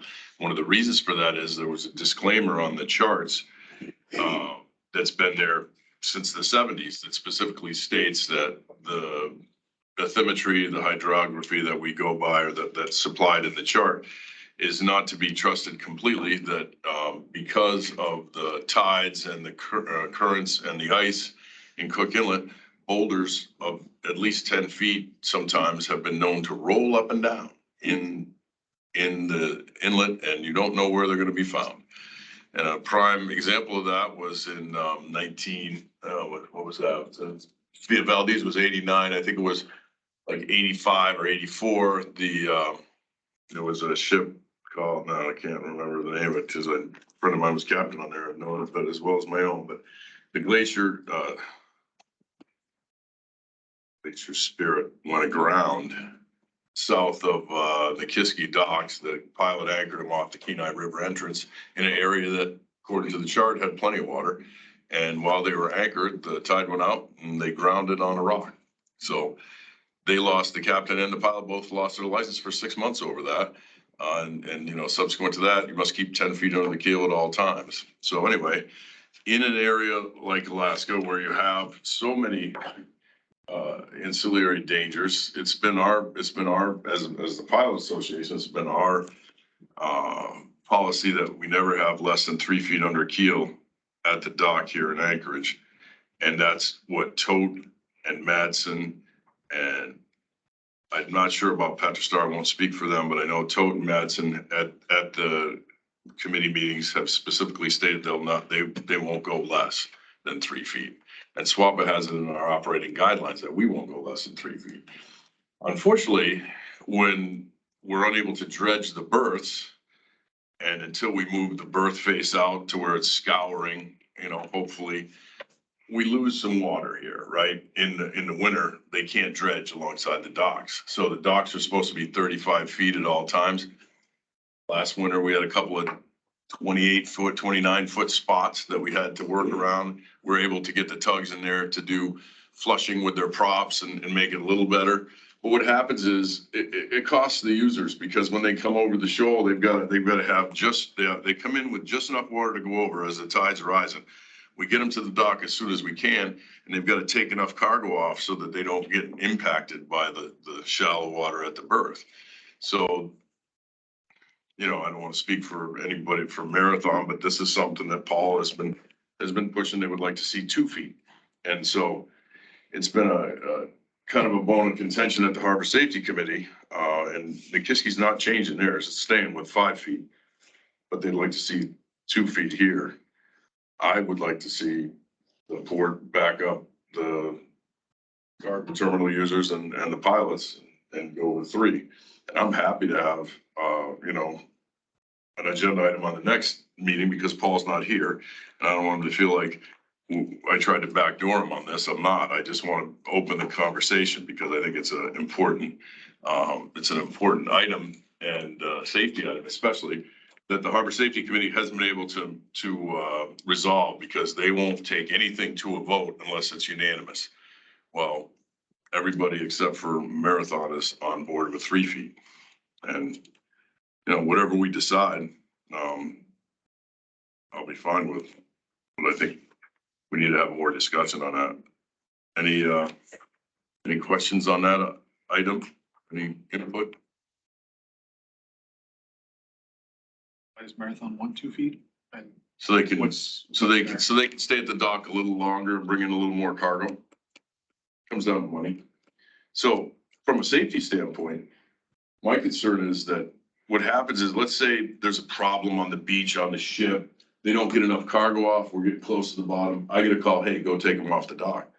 I don't want to get there in time to find out that we're aground, or I go aground as I'm trying to leave. And when you take it to 2 feet, I'm not much closer to being there. If they are late calling me, thought they were going to make it, don't make it. I mean, I just, you know, because Paul said, well, what do you care? You're not on the ship. Well, we get called to bring them off. If they're not going to make it, they want us to take them off the dock until they get enough water to come back. So. And it's their boat they're putting in the mud? It's a chartered ship. It's not their boat. They charter the ship, you know, to bring in the oil.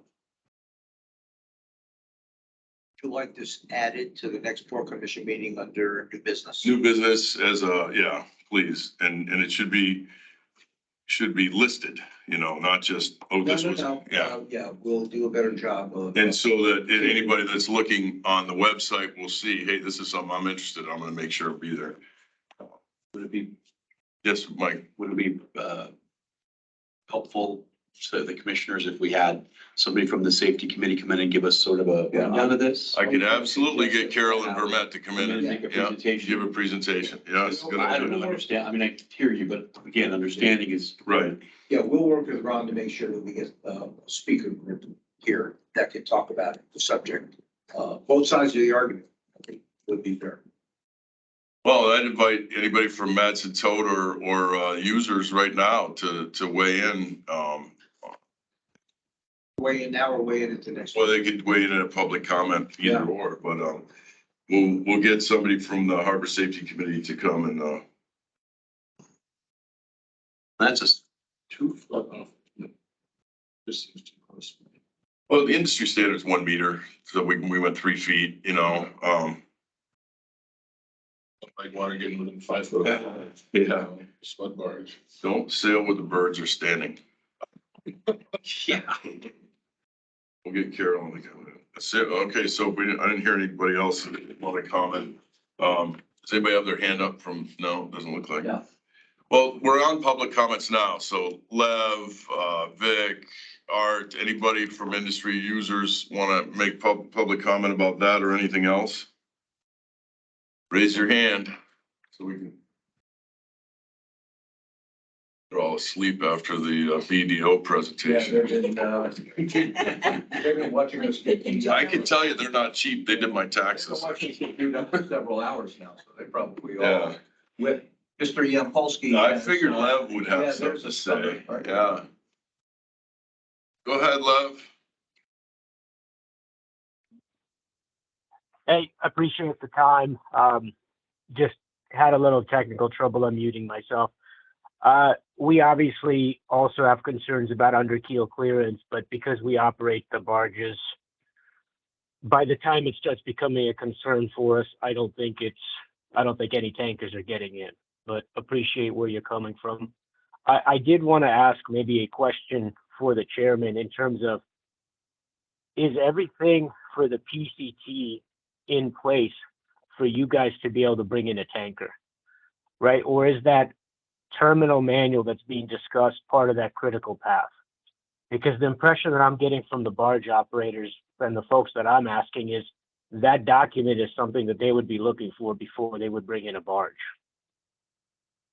Well, are they gonna wait and not come to POL 1 or POL 2 because there hasn't been a document for either of those before this? I mean, I understand where you're coming from, Lev. I agree. We need to get this done. And I think I'm the one that brought it up to begin with, that I wanted to know a tonnage on the bollards and Ronnie couldn't come up with it. I said, where's the terminal manual? So we should have one. And we definitely should have one for all the terminals. And I don't think we're gonna get. And I agreed. I mean, I think the difference is one is we've already have a history of operating in, and I can tell you there's a lot of questions that are being asked about the smart hooks that I am not sure who is the right individual to answer, because I know it's not me. Oh, on the quick release tonnage hooks at the new PCT? That's correct. Yeah. Well, there you go. That's a good point, that there's infrastructure at the new dock that's considerably different. There's smart hooks, which for everybody's edification, that means in the terminal booth, they will be able to see the tension on the hooks that the ship is generating in the ice and in the current. And if it gets close to the safe working load, they're going to alert the ship, which is something that's been going on in Nikiski for years. And quick release hooks are essential in the ice. We haven't had those here, but fortunately, these docks are inside the eddy fence where you only get a maximum of 2 knots of current. In the Kiski, we get 5 knots of current. Whole different deal. But that's what the smart hook thing is that he's talking about. Point well taken, Lev, and we'll, you know, I'm sure that the port is trying to work on answering those questions and getting the manual formulated. I think it's important before the ship gets there, but it doesn't sound like that's happening real soon with the whole pipeline soak and the crane thing. Steve, you think you can have this manual set up by the time the first ship shows up? Well, a couple of the players who I need to talk to are sitting in a room right now. We will commit to doing our best to trying to get everything done at the same time. You know, then there becomes, you got to get your paper grade. You know, because that's the next thing. You know, they won't buy it at face value. They'll pick it apart. Mm-hmm. So we want to put the best quality document we can put together from jump that we can. Well, I'd say you put the document together, and if there's questions, they have a certain amount of time to submit them, and we may have to get edited or monitored, modified later, subsequent. That's not unusual. I think that's reasonable to expect. Yeah. Lev, anything else on that? I would say if you have other questions, make sure you submit them. So anything else you're concerned about besides the smart hooks, make sure you submit it so they can get it in the manual. And then I saw that Art was in the waiting room on public comment. Art was just there a second ago. Art Dowling. Maybe he. Yeah, and Ron, I sent a bunch of questions that I got from the barge operators, which I assume are similar to what yourself and Paul have given to the port back during the summer. I think I forwarded those on to Brian, so pass those along. I'm just, from my side, I know our barge guys don't use the smart hook system, and my barges don't call it a Giski that often, so there's a lot of questions about how that will work that I've heard, and it seems to be a circular conversation internally at this time. Well, if you have the question, Steve, then, Yeah, you know, and I'm you're happy to answer anything. I mean, I know that at McKiskey, you get either a jump drive dongle, or you get a laptop from the terminal, and that's, you can monitor them on the ship or barge as well as they do on the dock. That's how it usually works. Well, we've got some training videos. I'm sure. That I think are on the website, but I will check to make sure they're on the website. Not that that's the answer to the question, obviously, but there's a way to take away some of what is concern that you don't know anything or you don't know enough ahead of reading what we put in the terminal operator manual, so that we can shorten the amount of time where everybody's concerned that, they're gonna be the first to break the knock. So what else? Yeah, we will try to get on a timeline where we get this done around the same time. We would actually like to open a place up for business. I need to find out, is this a barge thing or is this a tanker thing and a barge thing? You know, with respect to concerns about, some being able to use some of the equipment. And more to come on that. I don't know nothing. I don't know either, but I would assume that if you define what the equipment is in the manual and what the parameters are, that everybody would be happy. Well, we'll see. I've learned the hard way before that I take more incompletes on the answers I give to people than I take completes. Anybody else on public comment? I guess Art pulled his name there. He was in the waiting room a minute ago. Hearing none, I'm gonna move on. Do you have any closing comments, Steve? I just got a few things I want to mention really quickly. If you guys want to, dive in, let me know. We brought up the design advisory board. The next meeting of the design advisory board is next Tuesday. I've got it scheduled from 9 to noon here in this room. It's going to be publicly noticed if it hasn't been already. So they're always open to the public, and generally this is not one of those topics that the public invites itself to. The decision on the table, which when John and I go meet with the mayor at 2:30 this afternoon, may or may not change, is we're asking the design advisory board to approve the adoption of a new basis of design that, it's different from the one that they approved in June of 2021, in that this one has a contiguous dock of equal width from the south end to the north end with crane rail that runs the entire length. Basically, it's a duplicate of that which we have now, but with a little bit wider, so that we can evaluate several different crane gauge sizes and settle on one during the design process, which would make the most sense for this market. That could change the price. Huh? That could change the price. I'm sure to some degree it's gonna change the price to be determined. We'll know about it. But yeah, but when we next meet, I can come back to you and tell you what the design advisory board has approved. And the process as it works, for those of you that weren't at the meeting this morning, is that the design advisory board makes this notification to the mayor that this is the basis of design that they've approved. And please take this to the assembly for final approval, so that when we have a designer of record on board, we can turn them loose to mature this thing from 25 to 30% all the way up to 100%. And then we'll really know what the price of it is. as we work through the design process. So that's how, we start with the design advisory board. Everybody's goal, I truly believe, is to, this is what the cargo docks are gonna look like. Now we're done talking about the cargo docks in the design advisory board meeting, turn the designer loose on this and never look back. This is what we want to start. This is what we need, and this is why we need it. And please, Assembly, agree to do that. So that meeting is on the 20th. A reminder to this group that when you passed the last terminal tariff update, there was a requirement to come back to you annually. Parish Blessing has the contract to go back to you annually with how are things going with the tariff the way we have it set up now. So we're about to cut them loose to do that. So at your next meeting, you should have some information from Parish Blessing on how things are progressing as it stands now. I asked them to do that because of the uncertainty that we're going to have the surcharge in place. So we still owe you, and we owe to the Assembly, an update on how things are going with the current tariff, because there's debt service coverage in the current tariff, something else we talked about this morning. Ron highlighted the cash flow table that was in the presentation that we gave this morning. We are open to answer questions when you guys all get it, and I will extend this invitation to the users, who some of which may not know what they're looking at. If you guys have any questions about how to read that thing and how to understand that thing, please send us an email. Don't send it to me if you don't want to talk to me.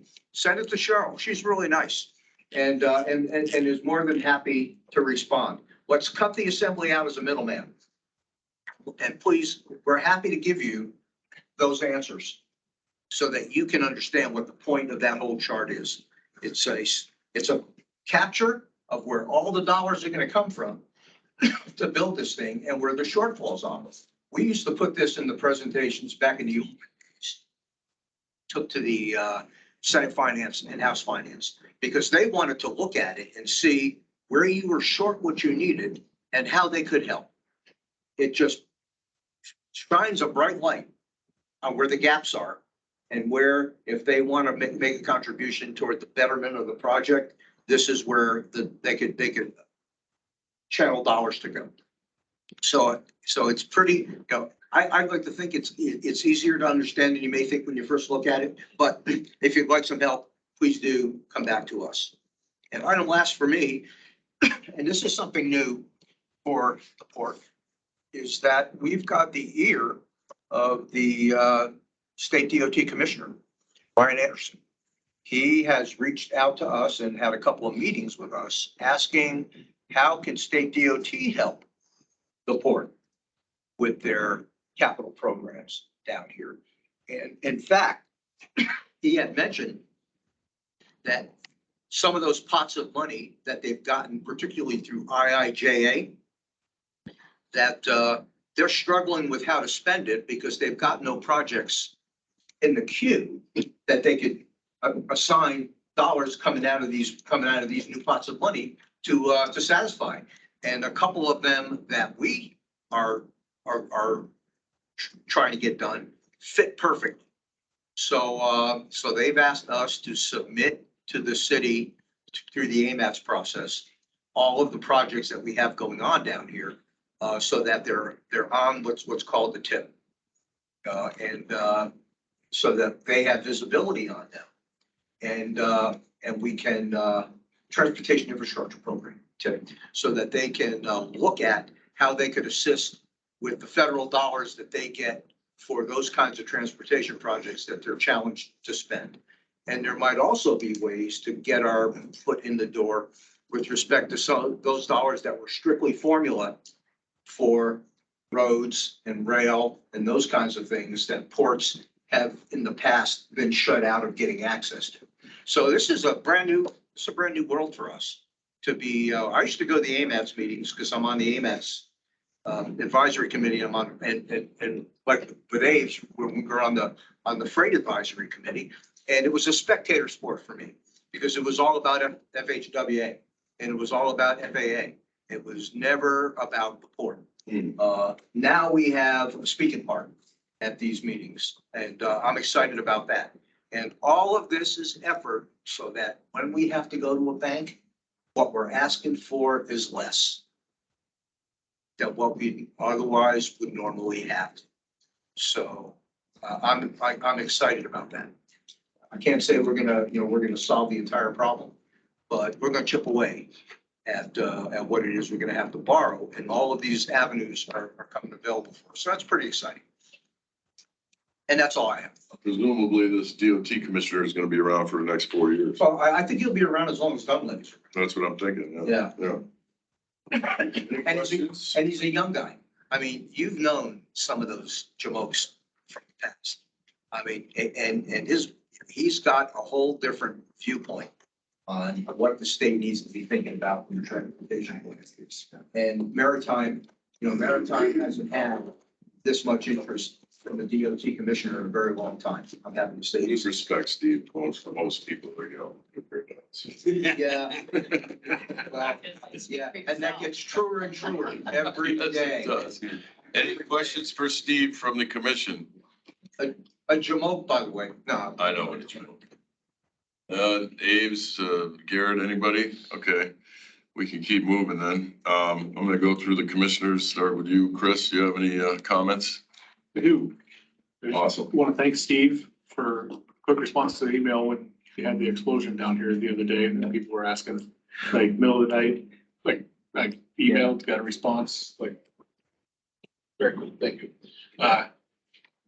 The design advisory board, definitely interested in hearing more about new design, the plan for it, the everything that goes along with it. That's what everybody that I know is asking about, because that's important to. Yeah, to us. that's your workplace. Yeah, but other than that, no questions, comments, or concerns. I think that's it. Thank you. Okay, thank you, Chris. Does everybody know what Chris was talking about? The explosion that occurred here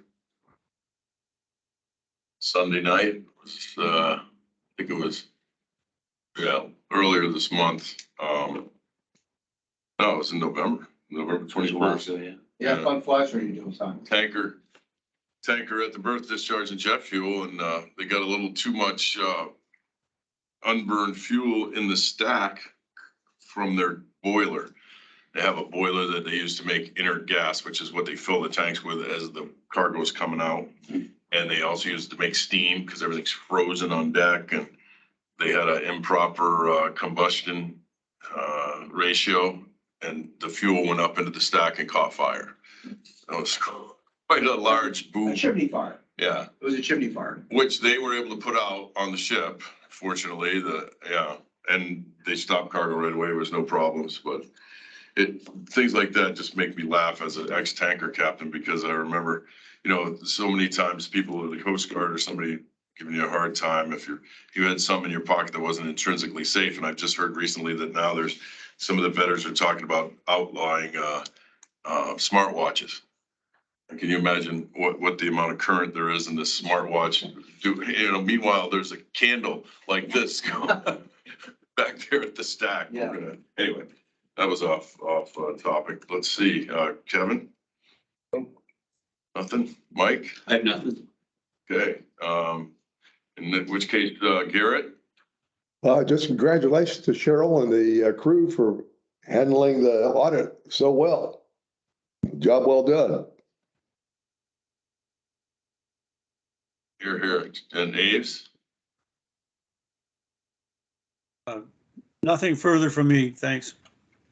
Good. So I would echo Garrett's comments, Cheryl, because if you were able to stay awake during the audit, you deserve all the kudos. Just talking about it was putting you.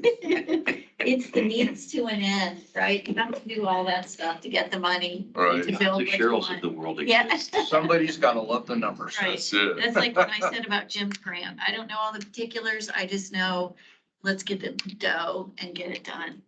Well, from my end, I would say it was very interesting and somewhat. I had some trepidation about going in front of the enterprise committee today because I wasn't sure. what I would be asked, they opened it up to people after we gave our presentation, and really all I did was present, you know, the timeline and the mechanism for our vote, why we did. Unfortunately, when I referred to the K&L Gates report, which we had all received from Cynthia Weed about because remember we asked questions when Ross first brought this in. What do other ports do? We get this 5-page report from K&L Gates saying that tariffs, including surcharges on tariffs, are generally expected to be uniform. You know, this was something that I utilized very extensively in my thought process over this, as well as the report from HDR that said, you know, if you have a disparate tariff, then you're gonna have issues with your payoff. You're not gonna, it won't sustain the debt service. You need 1.3 income over debt, just like when you go to the bank to buy a house, right? And these people specifically said, if you have 2 different tariff rates, it's gonna cause problems. So these are things that we looked at, but unfortunately, the enterprise committee was not supplied with those reports. They're gonna be supplied with after this. Sounds like there might be much more discussion over this. And then they opened it up to comments, and of course, the users came in and gave their report on what they thought occurred. And Art took issues with the fact that I said, they said, well, there was 3 votes that were no. What was that about? I said, well, I can't really represent what the other commissioners' vote was, but I did recall that they specifically felt like it was reasonable to afford 30 more days for review and debate. And Art got up and said, well, I disagree with Captain Ward. The 30 days was something that the commissioners brought up when we had questions. And as I recall, they did have questions, but they gave them to us the night before the meeting. And then they wanted them answered that day. So that was the 30 days, but I hadn't recalled the question portion of it. But I did specifically go over the timeline because we started in July 22nd. We had a meeting July 22nd. We had a meeting 8/10. A meeting 9/28 and another meeting 10/20. It was 4 different meetings before we took the vote. So I felt like we did our due diligence on that. Anyway, when do we want to meet again? I would say after the first of the year. We really don't need to be in. If we do it after the 9th, I'll be in Costa Rica. Good for you. Okay. Well, I mean, this is December. We don't really need to meet until February. Yeah, we could do. I will tell you. I Will will you be gone in not, February? I will not be here the month of February. I don't blame you. If I have my way, I won't be here either, but let's just take a look at it. Yeah, from the 5th to the 24th, I'm out of town. Way To the out of 24th. town. Far enough, if you go any farther, you start coming Yeah, back. there's no, there'll be no internet. What about February 8th? There'll be penguins, but there'll be no internet where I am. February 8th is a Wednesday. It's you said the 5th. We could do the 1st. Yeah. I'm sorry, I forgot that you said the 5th. I misunderstood. The 1st is also a Wednesday. It's the day before Groundhog Day. Very auspicious. Yeah, that hasn't mattered yet. No? February 1st. First works for me. First better. Yeah, it's good for me too. First. I'll do that. How about Garrett and Aves, the 1st?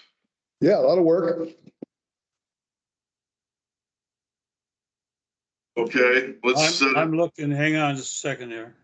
Okay. Too late.